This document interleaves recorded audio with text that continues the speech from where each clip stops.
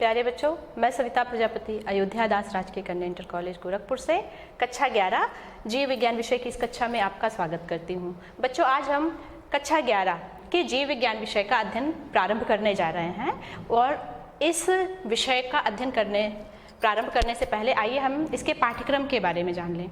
बच्चों, जो जीव विज्ञान का पाठ्यक्रम है कक्षा 11 के लिए, इसको 5 इकाइयों में विभक्त किया गया है और इसकी प्रथम इकाई का अध्ययन हम आज करेंगे। इसकी जो प्रथम इकाई है, जीव जगत में विविधता। इसमें बच्चों 4 अध्याय हैं, जिसमें से पहला है जीव जगत, दूसरा है जीव जगत का वर्गीकरण, तीसरा है वनस्पति जगत और चौथा प्राणी जगत। तो बच्चों, आज हम इस इकाई के प्रथम अध्याय जीव जगत का अध्ययन करेंगे। ये जो अध्याय है, जैसा कि नाम है जीव जगत, जीव मीन्स जीवधारी, जगत मीन्स उनका संसार, यानी कि जीवधारी जिस जगह निवास करते हैं वे सारे स्थान सामूहिक रूप से जीव जगत कहलाते हैं। और ये अध्याय जो है जीव जगत, इसको अध्ययन की सुविधा के लिए हमने इसको 2 भागों में बांटा है, जिसके प्रथम भाग का अध्ययन हम आज करेंगे।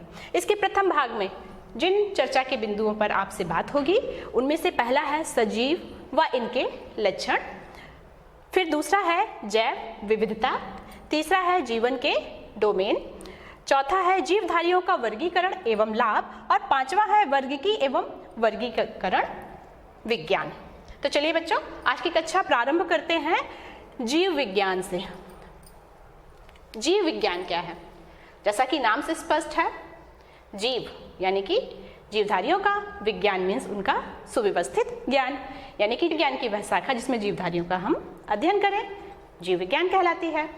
बच्चों, जो जीव विज्ञान है इसको इंग्लिश में बायोलॉजी कहा जाता है। ये बायोलॉजी शब्द ग्रीक भाषा के बायोस और लोगस नामक 2 शब्दों से मिलकर के बना है, जिसमें बायोस का अर्थ है लाइफ यानी जीवन और लोगस का अर्थ है स्टडी यानी कि अध्ययन, यानी कि जीव विज्ञान विज्ञान की वह शाखा है जिसके अंतर्गत जीवन का या जीवधारियों का अध्ययन किया जाता है। जो जीव विज्ञान है या बायोलॉजी शब्द है, इस शब्द का प्रयोग सबसे पहले लैमार्क तथा ट्रेविरानस नामक वैज्ञानिक ने किया था। चूंकि जीव विज्ञान का अध्ययन का क्षेत्र बहुत अधिक विस्तृत है, इसलिए इसको 2 मुख्य शाखाओं में विभाजित किया गया है। पहली शाखा है जंतु विज्ञान, जिसको हम जूलॉजी भी कह सकते हैं, और दूसरी शाखा है वनस्पति विज्ञान, जिसको हम बॉटनी भी कहते हैं। जो जंतु विज्ञान है, इसको इंग्लिश में जूलॉजी, ये जूलॉजी शब्द जो है ये ग्रीक भाषा के 2 शब्दों से मिलके बना है, जून प्लस लोगस। जून का अर्थ है एनिमल या जंतु, लोगस का अर्थ है स्टडी यानी अध्ययन, यानी कि जीव विज्ञान की वह शाखा जिसमें जंतु या प्राणियों का अध्ययन किया जाता है, जंतु विज्ञान कहलाती है। और ये जंतु विज्ञान के जनक जो हैं अरस्तु को माना जाता है। इसी तरह से जीव विज्ञान की दूसरी शाखा है वनस्पति विज्ञान या बॉटनी। बॉटनी शब्द जो है ये भी ग्रीक भाषा के एक शब्द बॉटनी से बना हुआ है, जिसका अर्थ है हर्ब या प्लांट, यानी कि शाक या पौधे, यानी कि जीव विज्ञान की वह शाखा जिसके अंतर्गत पेड़ पौधों का अध्ययन करते हैं, वनस्पति विज्ञान या बॉटनी कहलाती है।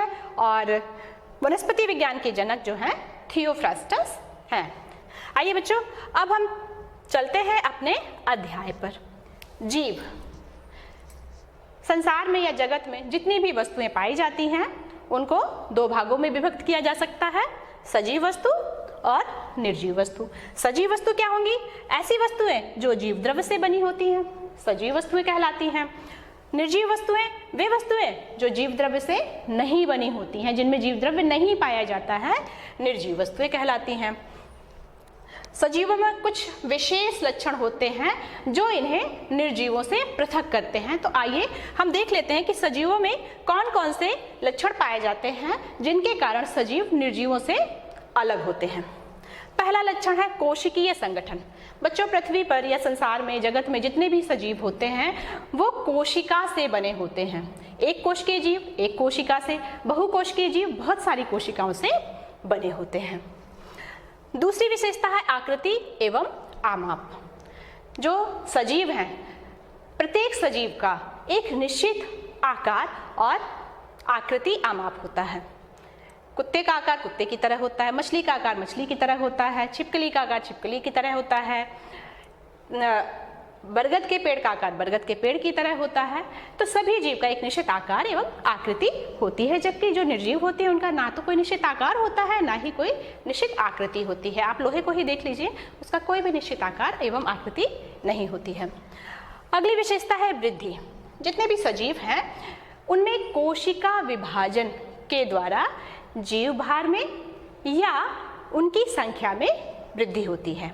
जो बहुकोशिकीय जीव होते हैं बच्चों, उनका विकास एक कोशिकीय जाइगोट से सामान्यतः होता है। और ये एक कोशिकीय जाइगोट जो होता है, इसमें कोशिका विभाजन होता है जिससे बहुत सारी कोशिकाएं बनती हैं और एक कोशिका से बहुकोशिकीय विकसित प्राणी का निर्माण होता है। और ये विकास की क्रिया पौधों में जीवन पर्यंत चलती रहती है, जबकि जंतुओं में जीवन की एक निश्चित आयु तक होती है।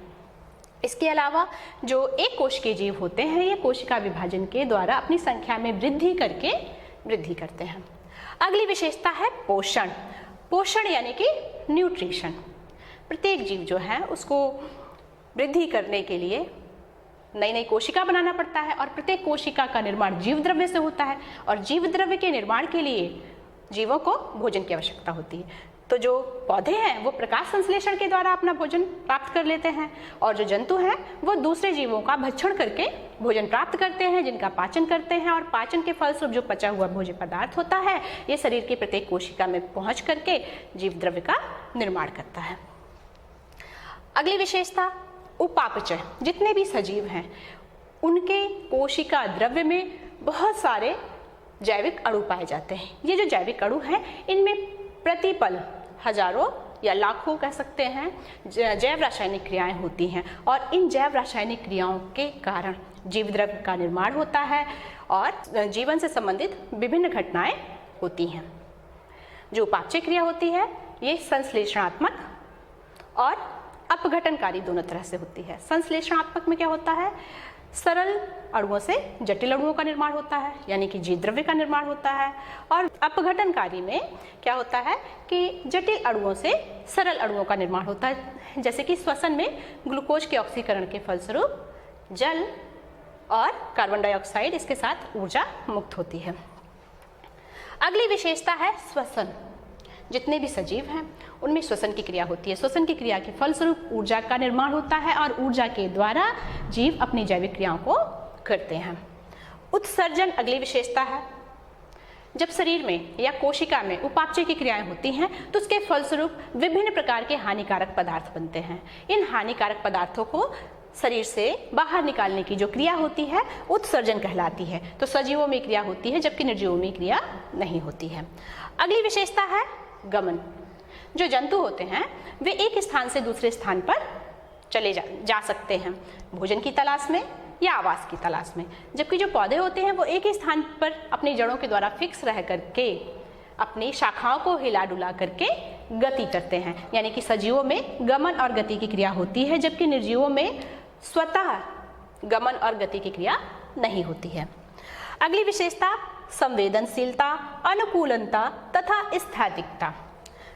संवेदनशीलता। बच्चों जितने भी जीव हैं सब प्रकाश के प्रति, जल के प्रति, तापमान के प्रति और वातावरण में उपस्थित प्रदूषकों के प्रति संवेदनशील होते हैं। जैसे कि अचानक अगर हम अंधेरे कमरे से बाहर प्रकाश में आते हैं, सूर्य की रोशनी में आते हैं, तो हमारे आंखों के सामने चकाचौंध हो जाता है, या हम बाहर धूप में खड़े हों और अचानक हम अंधेरे कमरे में आए या ऐसे कमरे में आए जहाँ पे प्रकाश कम है तो हमको कुछ भी दिखाई नहीं देता है। ये क्या है? संवेदनशीलता है। अगली विशेषता अनुकूलनता। जो जीव होते हैं यदि वातावरण में परिवर्तन होता है तो उनमें ये विशेषता पाई जाती है कि वातावरण में परिवर्तन के अनुरूप वो अपने शरीर की अवस्थाओं को परिवर्तित करते हैं और ये परिवर्तन करने की क्षमता जो है अनुकूलनता कहलाती है, जिसके द्वारा विपरीत परिस्थितियों में भी जीव जीवित बने रहते हैं। स्थैतिकता। स्थैतिकता के अंतर्गत जो जीव होते हैं वे अपने शरीर के अंदर की एक स्थिर अवस्था को बनाए रखते हैं। यदि वातावरण का तापमान अधिक होता है तब भी उस स्थिति में सजीव अपने शरीर का एक निश्चित तापमान बनाए रखते हैं। जैसा कि आप जानते हैं मनुष्य के शरीर का तापमान 98.6 डिग्री फ़ारेनहाइट होता है, जो कि गर्मियों और ठंडियों दोनों में समान ही होता है। अगली विशेषता जनन। जितने भी जीव होते हैं बच्चों, इनमें जनन की क्रिया पाई जाती है, जिसके द्वारा ये अपने ही जैसे संतान उत्पन्न करते हैं और अपनी संख्या में वृद्धि करते हैं, जबकि निर्जीवों में ये क्रिया होती ही नहीं है। जय विकास, प्रत्येक सजीव में जय विकास की क्रिया होती है, जिसके द्वारा सरल जीवों से जटिल जीवों का निर्माण होता है। तो ये सारी विशेषताएं जो हैं ये सजीवों में पाई जाती हैं, जबकि निर्जीवों में नहीं पाई जाती हैं। तो इस प्रकार से सजीव निर्जीवों से पृथक होते हैं। अब बात करते हैं जैव विविधता की। बच्चों, हम अपने आसपास देखते हैं तो हमको बहुत सारे जीव दिखाई देते हैं, जैसे कि विभिन्न प्रकार के पेड़ पौधे, नीम, बरगद, पीपल, गुलाब, गुड़हल, घास फूस, बहुत सारे। इसके अलावा हमको अगर हम जंतु की बात करें तो हम टिड्डे देख सकते हैं, मकड़ी, विभिन्न प्रकार के कीड़े, कुत्ते, बिल्ली, चूहे। तो ये विभिन्न प्रकार के जो जीव हैं, यही तो जैव विविधता है, यानी कि जीव जगत में असंख्य प्रकार के जीवों की उपस्थिति ही जैव विविधता कहलाती है। वैज्ञानिकों ने अभी तक 17 से 18 लाख जीवों का पता लगा करके उनका नामकरण किया है। अब तक बच्चों उच्च पौधों की 2,70,000 जातियां, शैवाल की 40,000 जातियां, स्तनधारी की 4,650 जातियां, पक्षियों की 9,700 जातियां और कीटों की 10,25,000 जातियों की खोज की जा चुकी है। अब बात करते हैं जीवन के डोमेन। जीव जगत में जो जीवन पाया जाता है उसको 3 डोमेन में विभाजित किया जा सकता है, और 3 डोमेन में विभाजित करने के लिए एक संकल्पना प्रस्तुत की गई, जिसे जीवन के 3 डोमेन कहते हैं। जीवन के 3 डोमेन की संकल्पना बीज नामक वैज्ञानिक ने 1990 ईस्वी में प्रस्तुत की, जिसके अनुसार जीवन के 3 डोमेन है। पहला डोमेन है डोमेन आर्किया या आर्की बैक्टीरिया, दूसरा डोमेन है बैक्टीरिया या यू बैक्टीरिया, और तीसरा डोमेन है यूकैरिया या यूकैरियोटा। तो एक एक डोमेन की हम बात करते हैं। सबसे पहले डोमेन आर्किया या आर्की बैक्टीरिया। बच्चों, जो आर्किया है इसके अंतर्गत जितने भी जीव आते हैं वो सभी प्रोकैरियोटिक कोशिका से बने होते हैं। प्रोकैरियोटिक और यूकैरियोटिक कोशिका के बारे में आपने कक्षा 9 में भी पहले पढ़ा है, और इसी कक्षा 11 में आप आने वाले अध्याय में भी इसको पुनः पढ़ेंगे। इसके अलावा आर्किया की जो कोशिका होती है उनकी कोशिका भित्ति में पेप्टिडोग्लाइकॉन्स नहीं पाए जाते हैं। इन पर एंटीबायोटिक्स का कोई प्रभाव नहीं पड़ता है, और साथ ही इनका जो आरएनए होता है, विशेषकर राइबोसोमल आरएनए, ये आरएनए यू बैक्टीरिया और यूकैरिया के आरएनए से पृथक होता है, अलग प्रकार का होता है। अब बात करते हैं डोमेन बैक्टीरिया या यू बैक्टीरिया की। जो यू बैक्टीरिया है ये भी जीव प्रोकैरियोटिक कोशिका से बने होते हैं, जिनमें कि वास्तविक केंद्रक नहीं होता है, ना ही इसमें ना ही इसमें। इनकी जो कोशिका भित्ति होती है उनमें पेप्टिडोग्लाइकॉन्स पाए जाते हैं। इसके अलावा इन पर एंटीबायोटिक्स का प्रभाव पड़ता है, और bacterial RNA, ribosomal RNA archaea के आरएनए और यूकैरिया के आरएनए से अलग प्रकार का होता है। अब बात करते हैं डोमेन यूकैरिया या यूकैरियोटा की। तो इसके अंतर्गत जितने भी जीव आते हैं वे सभी जीव यूकैरियोटिक कोशिका से बने होते हैं, यानी कि इनमें विशेषकर विकसित केंद्रक पाया जाता है। इनकी जो कोशिका भित्ति है, कुछ जीवों में कोशिका भित्ति उपस्थित हो सकती है और कुछ जीवों में कोशिका भित्ति उपस्थित नहीं होती है। जिनमें कोशिका भित्ति उपस्थित होती है वो सेलुलोज या काइटिन की बनी होती है, विशेषकर पौधों में सेलुलोज की, और जो कवक होते हैं उनमें काइटिन की बनी होती है। इन पर एंटीबायोटिक्स का कोई भी प्रभाव नहीं पड़ता है, और इनका आरएनए जो होता है ये आर्किया और बैक्टीरिया के आरएनए से अलग प्रकार का होता है। तो ये बात हुई बच्चों जीवन के डोमेन की। अब बात करते हैं जीवधारियों का वर्गीकरण। तो सबसे पहले वर्गीकरण क्या होता है?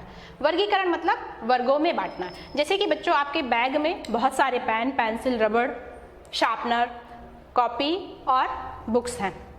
अगर आपसे कहा जाए एक जैसा काम करने वाली सामग्री को आप एक तरफ अलग अलग समूहों में बांट दें, तो आप क्या करेंगे? पेन और पेंसिल को अलग कर देंगे, इरेजर अलग कर देंगे, शार्पनर अलग कर देंगे, कॉपी अलग कर देंगे क्योंकि कॉपी पे लिखते हैं, और बुक से पढ़ते हैं तो बुक अलग कर देंगे। तो इस तरह से आपने क्या किया? इनको छोटे छोटे समूहों में बांट दिया। तो समानता और असमानता के आधार पर किसी भी वस्तु को अलग अलग समूहों में बांटना वर्गीकरण कहलाता है। अब जीवधारियों का वर्गीकरण क्या होता है? जीवों को उनकी समानता और असमानता के आधार पर जब हम वर्गों में या समूहों में बांट दें तो क्रिया क्या कहलाती है? वर्गीकरण कहलाती है। और वर्गीकरण जो होता है यह बहुत ही आवश्यक है, इसके बहुत से लाभ हैं। जैसे कि इसके द्वारा जीवों का अध्ययन करना सरल हो जाता है। जैसे एक समूह में बहुत सारे जीव हैं, ठीक है। यदि मान लीजिए हम पृथ्वी पर जितने भी समूह हैं, जितने भी जीव हैं, उनका अलग अलग अध्ययन करें तो हमको प्रत्येक जीव का अध्ययन करने में बहुत टाइम लगेगा। लेकिन वर्गीकरण करने से यदि एक समूह के एक जीव का हम अध्ययन कर लेते हैं तो उस समूह में जितने भी जीव आते हैं उनका अध्ययन हमको हो जाता है, यानी कि उसके बारे में कुछ ना कुछ जानकारी हमको मोटी मोटा जानकारी प्राप्त हो जाती है। इस तरह से हम कह सकते हैं कि इनके द्वारा जीवों का अध्ययन करना सरल हो जाता है। दूसरा लाभ है जीवों की जीव जगत में स्थिति का पता चलता है कि जीव जगत में जीव किस स्थिति पर है, जिसके बारे में आप टैक्सोनॉमी में पढ़ेंगे। जीवों के परस्पर संबंधों का पता चल जाता है कि एक जीव दूसरे जीव से किस प्रकार से संबंधित है। अगला लाभ है जीवों की उत्पत्ति और विकास क्रम का पता चलता है। इससे जीवों की जैव विविधता का भी पता चलता है कि जीव जगत में कितनी अधिक जैव विविधता पाई जाती है। तो ये बात हुई वर्गीकरण की। अब बच्चों वर्गीकी और वर्गीकरण विज्ञान। वर्गीकी और वर्गीकरण विज्ञान जो है ये जीव विज्ञान की एक शाखा है जिसके अंतर्गत जीवधारियों का वर्गीकरण का अध्ययन किया जाता है। तो वर्गीकी सबसे पहले हम देख लेते हैं वर्गीकी या टैक्सोनॉमी। वर्गीकी के अंतर्गत जीवों का वर्णन, नामकरण, पहचान, उनके वर्गीकरण में प्रयुक्त विधियों, नियमों और सिद्धांतों का अध्ययन किया जाता है। जबकि वर्गीकरण विज्ञान जो है इसके अंतर्गत वर्गीकी के साथ साथ जीवों की विविधता, उनके तुलनात्मक, विकासात्मक एवं जातीय वृत्तीय संबंधों का अध्ययन इसके अंतर्गत किया जाता है। वर्गीकी और वर्गीकरण विज्ञान एक दूसरे के पूरक होते हैं और जो वर्गीकरण विज्ञान है इसके जनक कैरोलस लिनियस हैं। वर्गीकी संवर्ग। वर्गीकरण में हम जीवों को अलग अलग समूहों में बांटते हैं तो ये समूह ही वर्गीकी संवर्ग कहलाते हैं।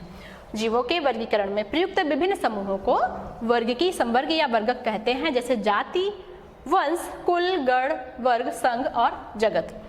संवर्ग या वर्गक जो होते हैं ये वर्गीकरण की इकाई कहलाती है। वर्गीकरण की सबसे छोटी इकाई जाति या स्पीसीज है, जबकि वर्गीकरण की सबसे बड़ी इकाई जगत या किंगडम है। वर्गीकरण के सारे वर्ग का वर्गीकरण में एक निश्चित स्थान होता है और जब इनको इनके स्थान में व्यवस्थित किया जाता है तो एक पदानुक्रम बनता है जिसको हम वर्गीकी पदानुक्रम कहते हैं, जिसके बारे में अभी हम आगे पढ़ेंगे। अब बच्चों जाति की संकल्पना, जाति क्या है? जाति शब्द जो है इसका प्रयोग सबसे पहले जॉन रे ने किया था और जाति संकल्पना सबसे पहले मायर नामक वैज्ञानिक ने 1942 ईस्वी में दी थी। इन्होंने बताया कि जाति जीवों का वह समूह है जो आपस में संकरण कर सकती है, यानी कि जाति आपस में संकरण करने वाले एक समान जीवों का समूह है और संकरण करके ये संतान उत्पन्न करती है। संकरण दो विभिन्न लक्षणों वाले जब जीव आपस में लैंगिक जनन के द्वारा संतान उत्पन्न करते हैं तो ये क्रिया संकरण कहलाती है। जैसे कि घोड़ी और गधे से जब संतान उत्पन्न होती है तो ये क्रिया जो है संकरण कहलाती है और इसकी जो संतान होती है जिसे हम खच्चर कहते हैं, और ये जो खच्चर होता है इसमें संतान उत्पन्न करने की क्षमता नहीं पाई जाती है। इस संकल्पना में कुछ कमियां थी जिसके बाद आधुनिक संकल्पना प्रस्तुत की गई, जिसके अनुसार जाति आकारिकी रूप से समान लक्षणों वाले जीवों का वह समूह है जो अन्य जीवों के समूहों से आनुवांशिक रूप से पृथक होगी और जननी रूप से पृथक होगी। यानी कि जाति ऐसे जीवों का समूह है जिनके आकार की संरचना एक समान है लगभग। इसके अलावा इनमें आनुवांशिक रूप से समानता है, यानी कि इनका जीन पूल जो होता है समान होता है। इसके अलावा ये दूसरे जाति के जीवों के साथ प्रजनन करके अपने जैसी संतान उत्पन्न करने वाली संतान उत्पन्न नहीं कर सकते हैं, केवल ये आपस में ही अंतरा प्रजनन करके अपने जैसी संतान उत्पन्न कर सकते हैं। अब बात करते हैं बच्चों वर्गीकी पदानुक्रम। जैसा कि अभी हमने जाना कि वर्गीकरण में जो वर्गीकी संवर्ग होते हैं उनका एक निश्चित स्थान होता है, और जब इनको इनके स्थान पर व्यवस्थित किया जाता है तो इसके फलस्वरूप एक पदानुक्रम बनता है जिसको वर्गीकी पदानुक्रम कहते हैं। जैसे कि बच्चों आप ये देख रहे हैं, ये वर्गीकी पदानुक्रम है जो कि आरोही क्रम में है, जिसमें सबसे नीचे हम जाति को रखते हैं क्योंकि जाति वर्गीकरण की सबसे छोटी इकाई है, और सबसे ऊपर हम जगत को रखते हैं क्योंकि जगत वर्गीकरण की सबसे बड़ी इकाई है। जो जाति है यह अंतरा प्रजनन करने वाले जीवों का समूह होती है। एक समान लक्षण के जीव मिलकर के वंश बनाते हैं, और एक समान लक्षण रखने वाले वंश का जो समूह होता है वो कुल बनाते हैं। एक समान लक्षण वाले कई कुल आपस में मिलकर के गण बनाते हैं। एक समान लक्षण वाले कई गण आपस में मिलकर के वर्ग बनाते हैं, और एक समान लक्षण वाले कई वर्ग आपस में मिलकर के फाइलम या डिवीजन बनाते हैं, और एक समान लक्षण वाले संघ और डिवीजन आपस में मिलकर के किंगडम या जगत बनाते हैं। तो इस तरह से जाति सबसे नीचे और जगत सबसे ऊपर होती है। तो बच्चों यहाँ पर आते आते हमारे आज का अध्याय का ये भाग समाप्त होता है। इसके बाद इसी अध्याय पर आधारित आपके लिए 4 प्रश्न हैं, जिनमें से पहला है सजीवों के लक्षण बताइए, वर्गीकरण किसे कहते हैं, जाति की संकल्पना क्या है, अपने आसपास पाए जाने वाले सजीवों की सूची बनाइए। तो बच्चों हम फिर आपके साथ इसी अध्याय के दूसरे भाग में अगली बार फिर मिलेंगे। तब तक के लिए धन्यवाद।